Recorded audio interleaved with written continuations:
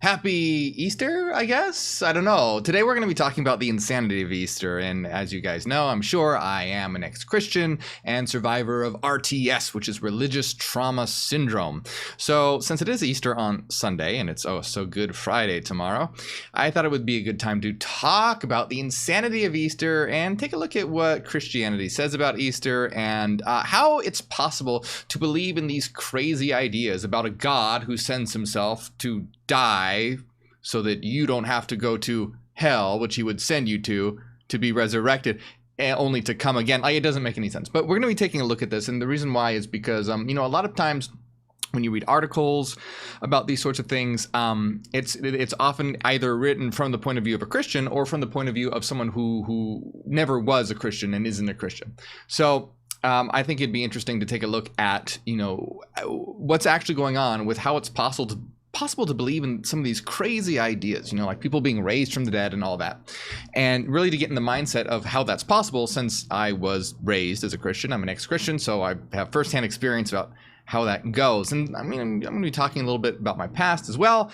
For example, I wasn't allowed to celebrate Easter because it was based on pagan holiday. So it's really interesting. We're going to get into all that, and it's going to be good.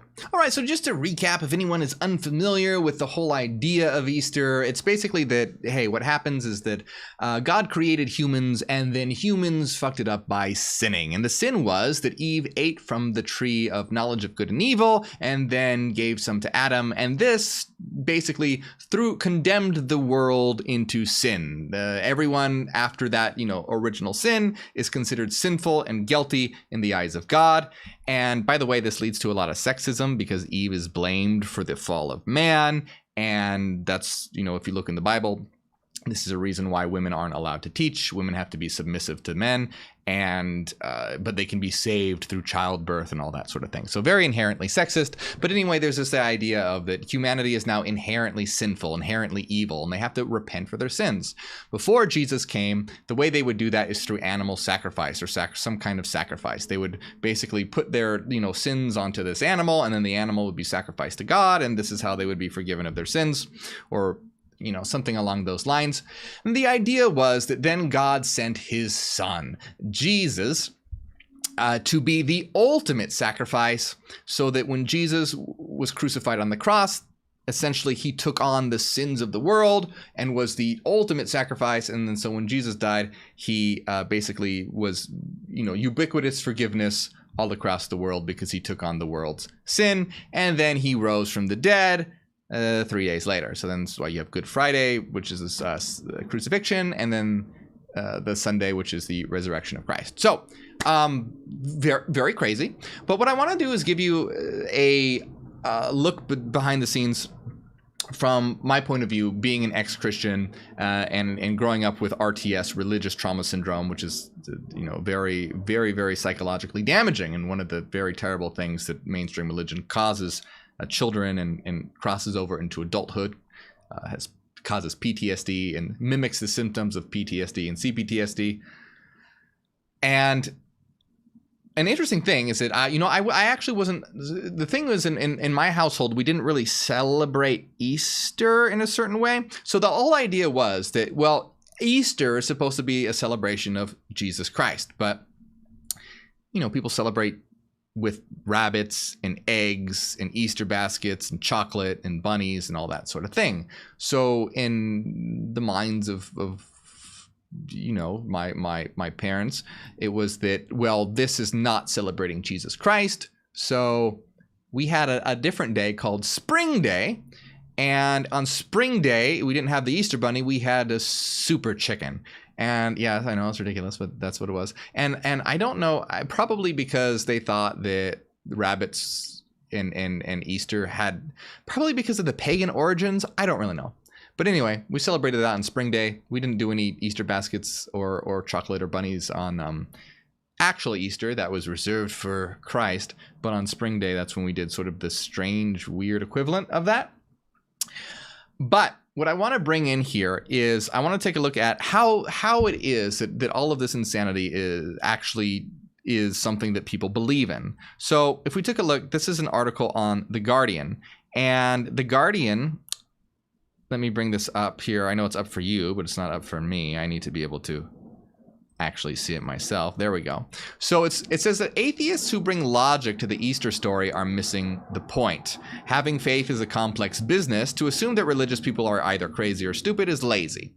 Now, I want to read this because this is sort of a critical account of Easter and religion. But again, when you read about Easter or any of these religious debates on whatever, it's either from an atheist or a Christian. And for me, I grew up as a Christian, and so I have firsthand experience. The people who did not grow up as a Christian don't really know what it's like to be a Christian. They don't really know what Christians believe. They have an idea of it, but you don't really know it unless you're born in it, grow up in it, are taught it. You don't really know what, I get people who come to me all the time or in chat or whatever who think that most people who are Christian take the Bible to be like a metaphor, like, oh, they couldn't actually believe in that. Well, no, most do. I certainly did. The word of God, the Bible, is taught as being perfect and inerrant and literal, in that everything in it is 100% true.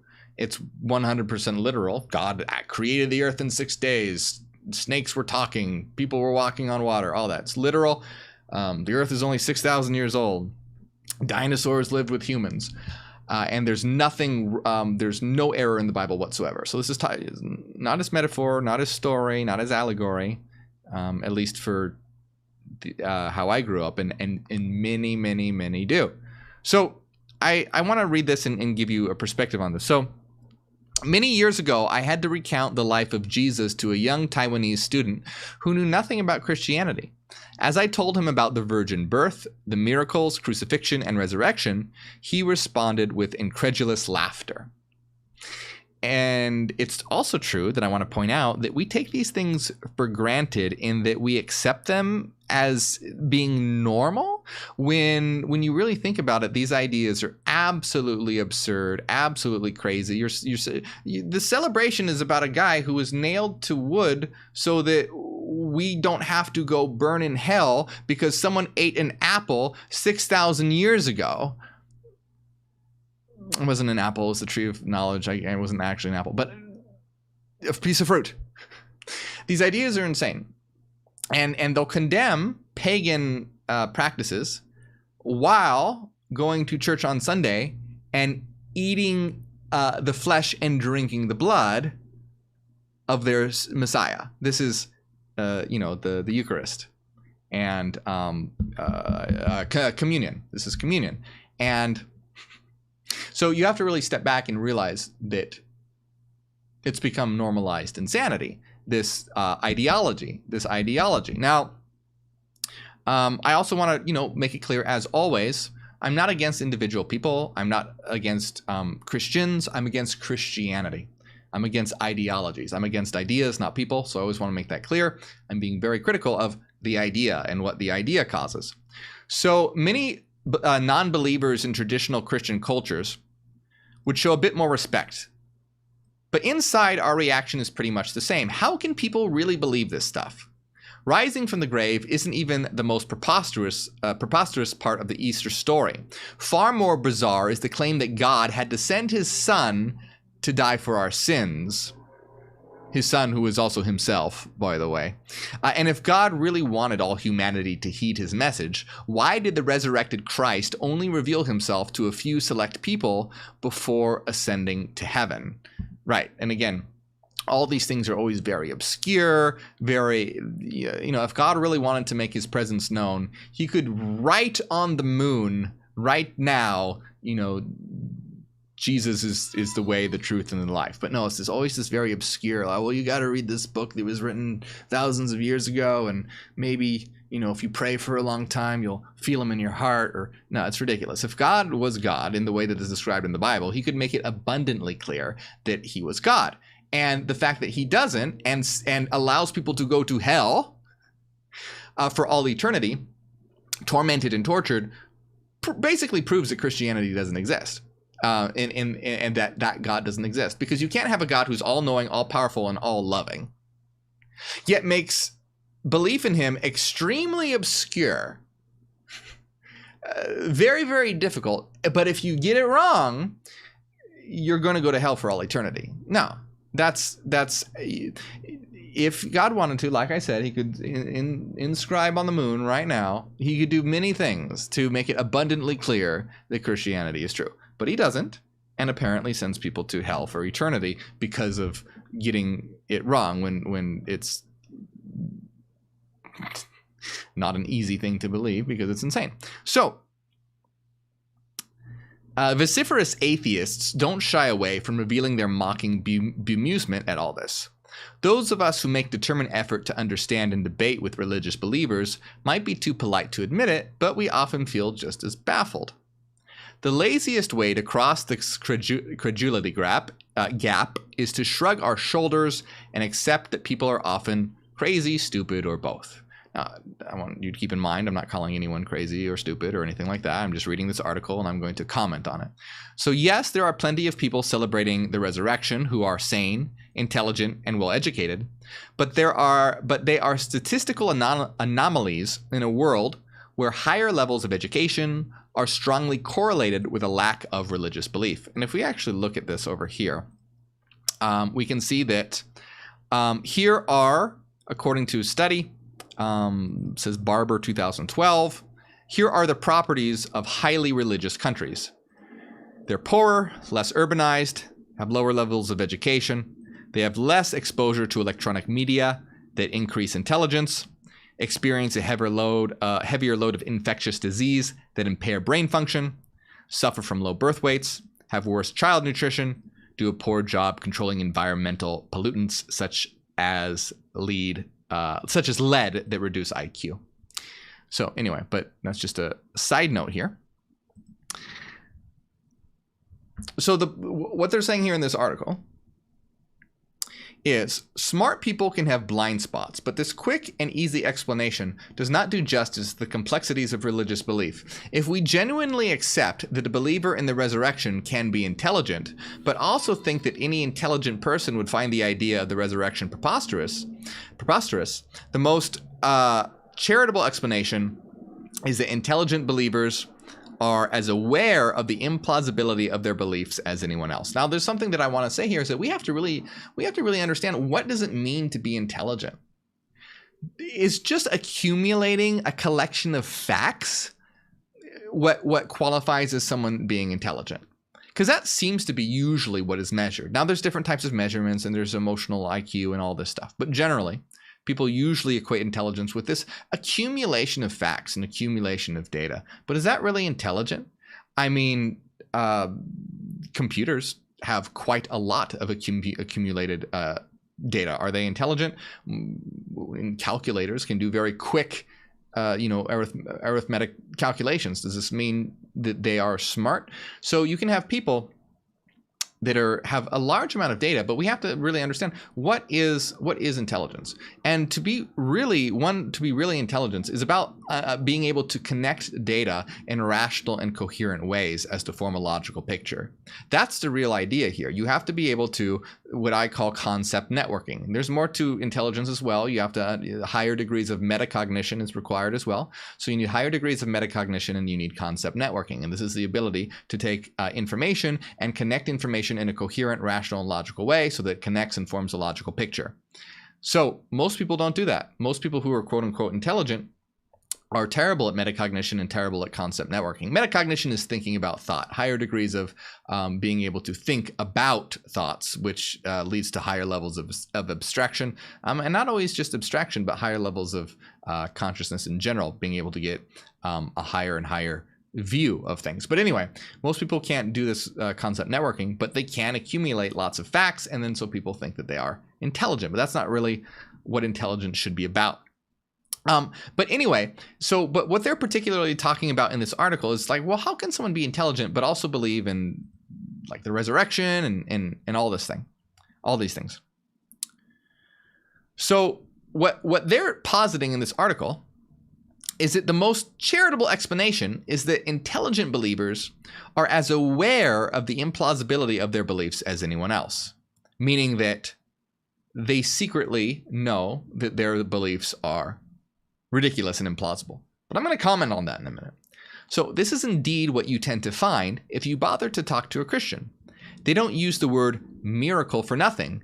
They know their faith defies the laws of logic and nature. So basically what they're saying is that Christians have to put aside logic, reason, and nature and have faith, even though it seems completely implausible, completely illogical, and completely impossible.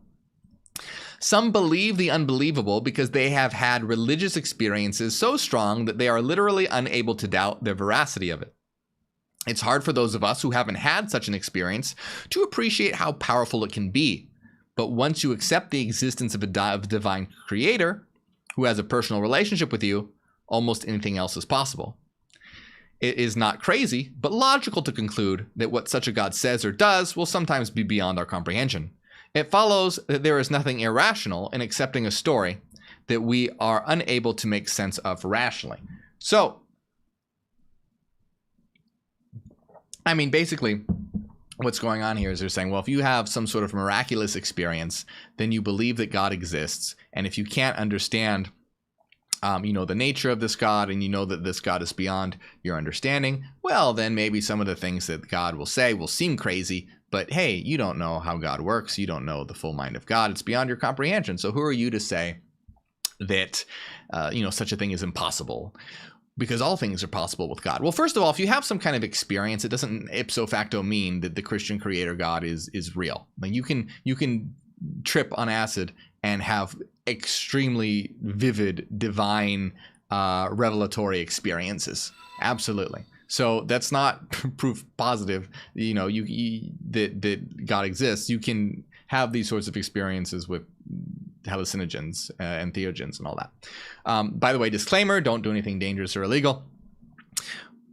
So it should not be that just because someone has had some sort of experience that you should accept any story as being true, well, because it's just beyond your comprehension. But continuing here, what atheists often forget is that many, perhaps most religious believers are less than completely convinced anyway. Most of them are fully aware of the dissonance between what their faith and their rational mind tells them. Now, this is a really interesting point. So in my experience, growing up Christian, believers absolutely believe that it is true, that it is literal, that it's happened. Now, it says many of them are fully aware of the dissonance between what their faith and their rational mind tells them. And I wouldn't go so far as to say that, not at all. I think that the writer of this article is going much too far. I think that there is some part of them that is confused. But I don't think it's so much that they're explicitly aware that, oh, this contradicts with this, and but I'm just going to believe it anyway. No, I don't. That has not been my experience at all. Usually, from my experience, people are, near completely convinced. They may have a little bit of doubt, but it is, they are definitely not in sort of this state of believing, but also not believing at the same time. And that's why I say, like, this art, I don't think that whoever wrote this article, I don't think that they were a Christian. They've never been a Christian, because this seems like someone trying to write about Christianity who's never been in Christianity. When it says many of them are fully aware of the dissonance between what their faith and their rational mind tells them, that's not usually the case. There might be some unconscious prickling, but it's not as overt as this individual is trying to make it seem. But here we go. Religion offers many tools to help manage this. It tells people that faith is superior to belief based on evidence. Because thou hast seen me, thou hast believed, Jesus said. Jesus told doubting Thomas, adding, blessed are they that have not seen and yet have believed. So this part, yes. So faith is superior to belief based on evidence. And that's completely right. They'll tell you, doesn't matter what evidence you have. Doesn't matter what evidence that physical evidence or whatnot. What the Bible says is true, and one must have faith in it. All this evidence or whatnot is basically, evidence for evolution, all that is basically contrived, or a plot of the devil, or a plot of Satan. and it's looked at as very evil and trying to lead people astray. And one must have faith in God. One must have faith in the Bible. Religion also tells believers that doubt is to be expected, even welcomed, as part of the journey of faith, all the time reassuring them that God is beyond our understanding. Now, this is a really weird part. So yes, you are allowed to doubt, but it's very odd. You're allowed to doubt and question. That's fine. But not too much. It's this, you're allowed to doubt and question as long as you come to the conclusion that Christianity is true. So it's not real, like, actual way. It's this very odd pseudo doubt where, yeah, you are allowed to doubt, but not too much. And as long as you eventually come around and realize that, oh yes, Christianity is true, and thus your faith will be renewed and stronger for it. It's a very, it's not always consistent either, because sometimes doubt is like considered a sin, but other times it's okay and kind. You can't find too much coherency and consistency. There's a lot of contradiction. There's a lot of internal contradiction. There's a lot of internal inconsistency. So yeah, you can kind of doubt sometimes, but doubt is also a sin. But you shouldn't doubt too much. And you know, I mean, it's just full of, you know, just for one thing is that Jesus died for everyone's sins, apparently. So you shouldn't have to even become a Christian because everyone's already forgiven. Everyone should be good. You should be good to go. Doesn't matter. Jesus died. The sins of the world are forgiven. But then, no, well, I mean, but also you have to be a good person. Why? Because you have to ask Jesus for forgiveness. But didn't he already forgive everyone? Well, no, but yes. Yes, but no. It's just full of... It's very crazy. So... now this is a point that I really like here. I like this. This is the Easter story thus ends up like quantum theory. If you find it easy to believe, you haven't understood it. Illogicality is a design feature, not a design flaw. And oh man, hold on, there's a plane going overhead. I don't know if you guys can hear that because it has audio filtering on, but it's very loud for me. Okay. So, I love this sentence. The Easter story thus ends up like quantum theory. If you find it easy to believe, you haven't understood it. Illogicality is a design feature, not as a design flaw. And the reason why I love this sentence so much is because, you know, in Hyperianism, we talk about how ridiculous, you know, faith and religion and all that is. But we also talk about how scientism is a faith. It's a faith in empiricism and a faith in the senses. Because if you're familiar with Hyperianism, we place logic and reason above all. We are rationalists. We are not empiricists. We reject empiricism and we reject faith. And a lot of people think that science is the realm of logic and reason. That's not true. Science is an empirical system, and when it comes to epistemology, empiricism and rationalism are actually the opposites of each other. Empiricism says that knowledge is gained through sense data. Rationalism says that knowledge is gained through reason, logic, mathematics, things like this. So we are rationalists, scientists are empiricists. They use logic and reason, but only in subservience to their empirical beliefs. And the reason why I love this sentence so much is because it clearly shows that science engages in the same faith-based insanity of religion, even though I don't think the author meant to say this. He clearly did, or she. I don't know who wrote this. Or they. The Easter story thus ends up like quantum theory. If you find it easy to believe, you haven't understood it. Illogicality is a design feature, not a design flaw. So basically, and here's the idea. They're saying that, yes, the Easter story has illogicality built into it. And so does quantum theory. Basically, they're both just as crazy. So let me ask you then, why do scientific materialists think it's so hilarious to believe in the Easter story, yet they believe in their interpretation of quantum mechanics. Now, if you're not familiar with quantum mechanics at all, or you're just familiar with a part of it, or a little bit of it, here's the thing. What they don't tell you, because you think, well, isn't quantum mechanics, isn't it proven to be true? Here's the thing. Quantum mechanics has experimental results. And then those experimental results are interpreted by scientists. And there are many different types of interpretations of quantum mechanics. There's the Copenhagen interpretation, there's pilot wave theory, there's the many worlds interpretation. There are tons of different interpretations of quantum mechanics. However, the one that scientists usually go with, and if you've ever seen a documentary on quantum mechanics, you were taught the Copenhagen interpretation because it's almost synonymous now. So the Copenhagen interpretation says things like, we have like superposition, quantum superposition, which is a thing. Superposition exists, but they interpret it as meaning something crazy. Like if you were ever heard of Schrodinger's cat, a cat can be in both a dead and alive state at the same time and still until observed. So a cat can be both dead and alive at the same time.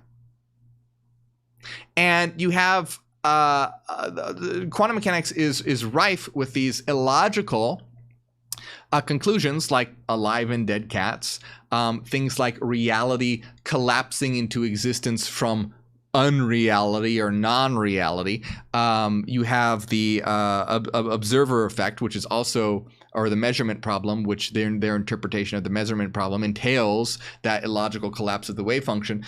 My point is that, and I'm getting way off the topic on Easter onto quantum mechanics here, but I just love this sentence so much because this person is clearly not even, I'm assuming that this person is an atheistic materialist. I don't know that that's true, but I'm assuming so. It might not be true. I don't know. But this would be the general idea. Is that the physicalist, materialist interpretation of quantum mechanics is just as crazy as Easter.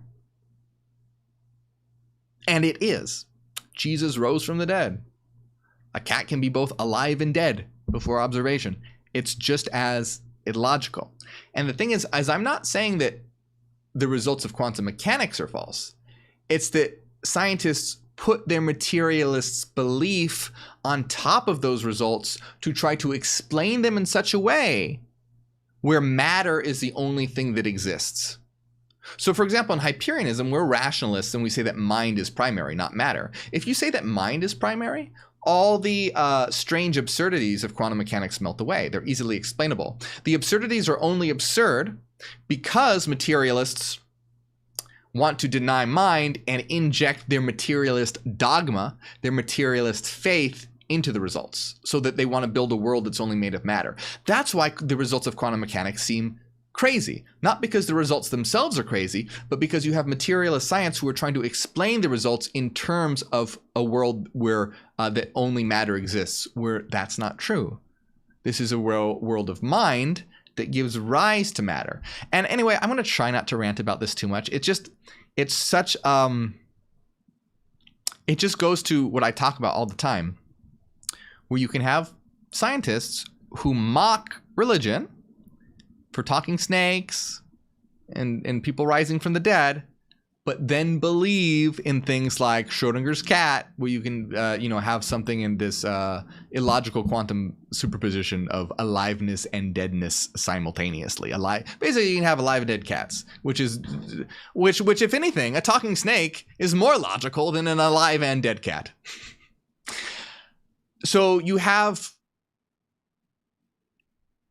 the hypocrisy is just so blatant, but nobody sees it.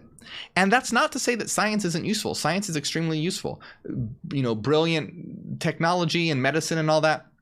But when it comes to claiming what the nature of reality is, that's beyond what science can do. That's outside of their modeling system. So anyway, I know I want to keep ranting about this, but I won't. I will stop myself. But please, if you are a materialist or an empiricist, please think carefully about this and realize that rationalism and idealism is superior to empiricism and materialism. And I'm not saying that like, oh, we are superior. Just look into it, okay? Just look. If you're going to mock, you think religious faith is so crazy, but you also believe in things like Schrodinger's cat and the Copenhagen interpretation of quantum mechanics, take a minute to think about that and realize that there are other ways of understanding existence which are rational and not empirical. And you don't have to give up logic and reason. Where if you believe in the Copenhagen interpretation of quantum mechanics, which is the one that almost everyone does, or that you're taught about in documentaries and all that, that abandons all logic and reason. But anyway, I will tear myself from anyone surprised that people manage to sustain this dissonance all their lives, right? Like, and then yet. And I'm assuming if this person writing this is an empiricist and materialist, they also have this dissonance in their belief in quantum theory. Do you see that? It's like, I just get so frustrated because it's so obvious. Anyway, anyone surprised that people manage to sustain this dissonance all their lives hasn't been paying enough attention to what psychology has taught us about our capacities to assert contradictions. What we call ourselves are far less unified and coherent than common sense suggests. Yes, that's absolutely true. Our self is less unified and coherent than common sense suggests. And that's why in Hyperianism, interstar actualization, which uses a lot of psychodynamic theory, is about understanding your inner selves, your inner archetypal programs, becoming aware of them and integrating them so that you are unified and are working in a coherent way. So it is true that ourselves are less unified and coherent, but you can rectify that. You can begin to work on that. You can become integrated. When we say a part of me believes one thing and another part something else, we are being more literal than we think. And again, that is true, but do you see why it's so important to examine yourself so that you can explicitly become aware of that fact and then realize, wow, I have these two elements of myself that are completely in contradiction. I have to resolve this in some way, rather than just going, oh, no, part of me believes that, part of me believes this, I'm just going to go along. No, you have to resolve this contradiction. And that's part of what becoming whole and unified and integrated is. Jungian individuation, but in Hyperianism, we go beyond that with interstar actualization. So dismissing believers as simply deluded could therefore itself be a way for us atheists to deal with our own dissonance between the belief that Easter is palpable nonsense and the awareness that seemingly intelligent people believe in it. So this person is an atheist, right? So most likely this person is an atheist materialist who is talking about people who have dissonant ideas, who themselves has a dissonant idea and that they think they're logical and rational, yet believe in the Copenhagen interpretation of quantum mechanics, which entails living in dead cats. Do you see? Are you not? Am I the only one frustrated here? Is anyone else also? Anyway. You give up one fantasy for another. Like, oh, I'm not going to believe in the talking snake anymore. I'm going to believe in the living dead cat. So, of course, quantum mechanics is much more nuanced. I'm just using the living dead cat thing because it's blatantly obvious to someone who maybe has not studied quantum mechanics. But I'm talking about like the collapse of the wave function, the measurement problem, superposition, quantum entanglement, quantum tunneling, all these different ideas.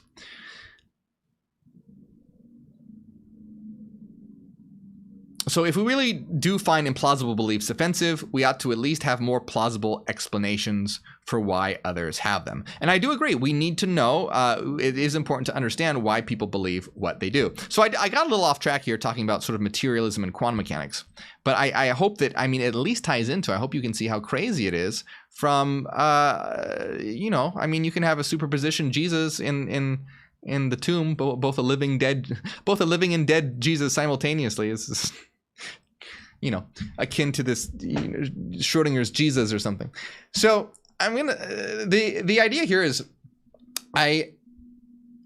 shifting away from materialism and quantum mechanics back to the idea of Easter and religion is that I don't necessarily agree with I think this person obviously, I doubt, grew up as a Christian, because most Christians firmly believe that this is true, that this is literal, and there's not that much I mean, they may have the cognitive dissonance. They absolutely do have cognitive dissonance, but it's not.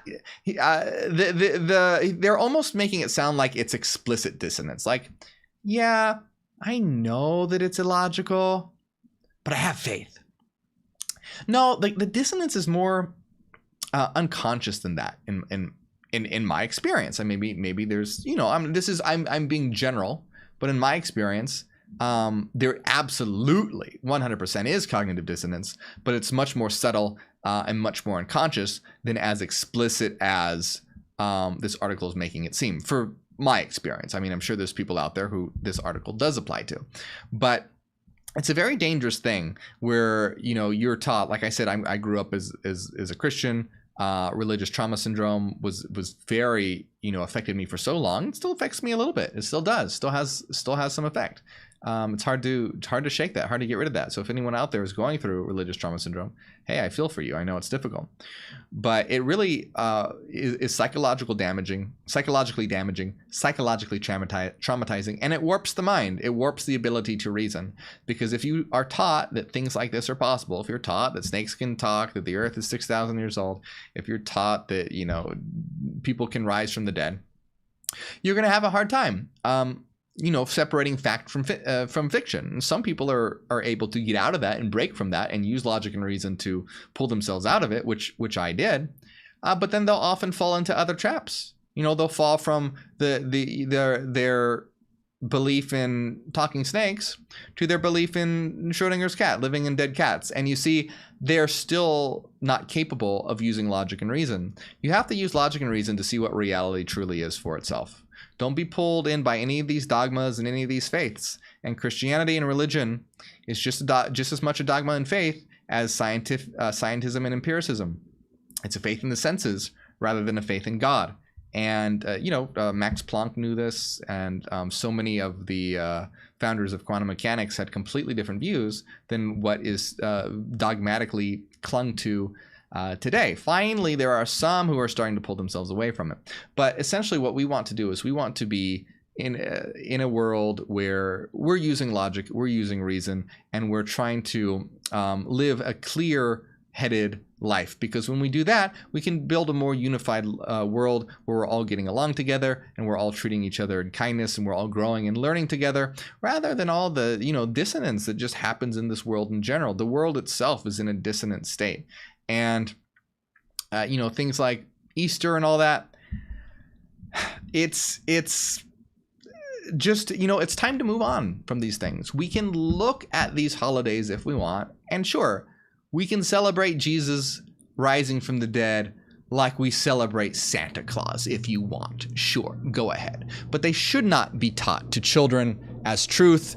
And there's a brilliant quote by Hypatia of Alexandria that I love. Let me bring up that quote real quick by Hypatia.